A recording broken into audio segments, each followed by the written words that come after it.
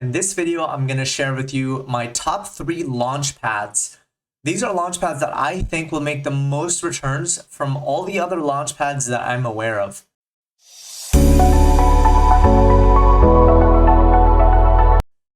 And while you might say that Bluezilla is and should be up there, I don't believe that it should. And the reason is because you get really small allocations.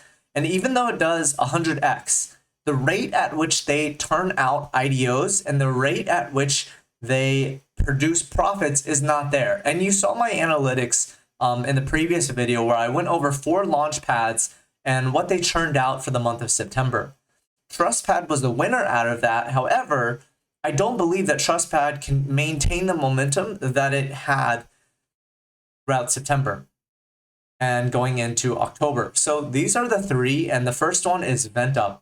It is a Cardano launchpad, and the simple reason that I believe that it will be one of those that nets the most profit is because looking at their very first launch, which is Meld, they are basically giving quite big allocations out, and while those allocations are not finalized, it's the private sale. So it's not even an IDO price, it's the private sale, and there's going to be long-term vesting. But what happens in a year or two when Meld becomes adopted and used? You could be talking about 100x off of, let's say, $3,000, right? That's a lot of money. And that's why I believe that Ventup is one of the top tier IDO launchpads.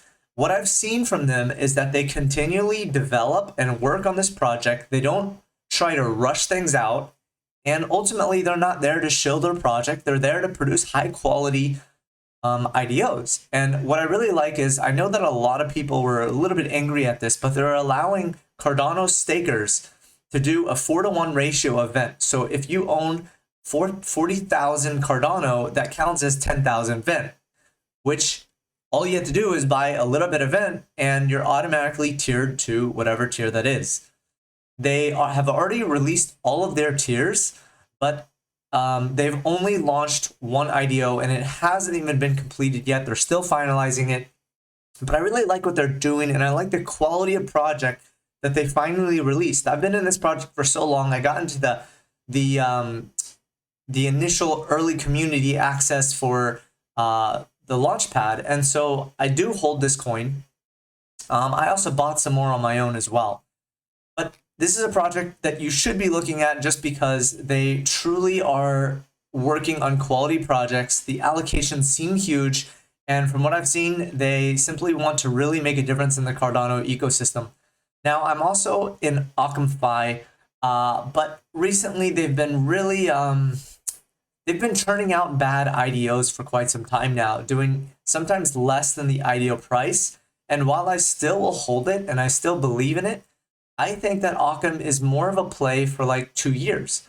But Ventup, immediately launches Meld, and I'm thinking like, wow, the allocations are big, the vesting is huge, and they really care about launching really high quality projects. So time will tell what Ventup does, but this is one of them that I really like. The next one is Engine Starter, and this is more of a project that I think is like really undervalued right now, and I also think that it's a gem that's a bit hidden.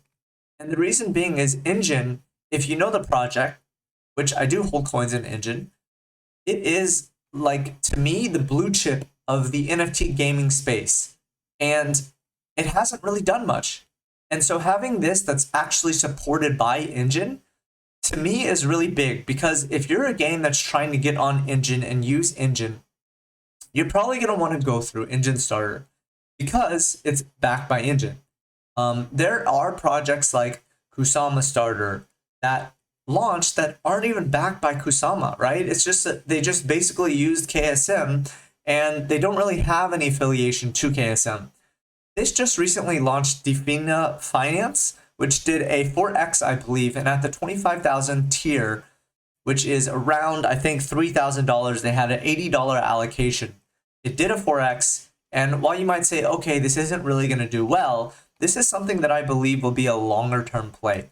Not only do I believe that the value of the tokens will go up over time, because the liquidity is quite low still. And yes, the market cap is huge, but really what's important is looking at the liquidity. Do your own research, of course, and make sure that you're checking and doing however you do a checklist of things, whether that's looking at the team, looking at who backs it, looking at liquidity, the tokenomics.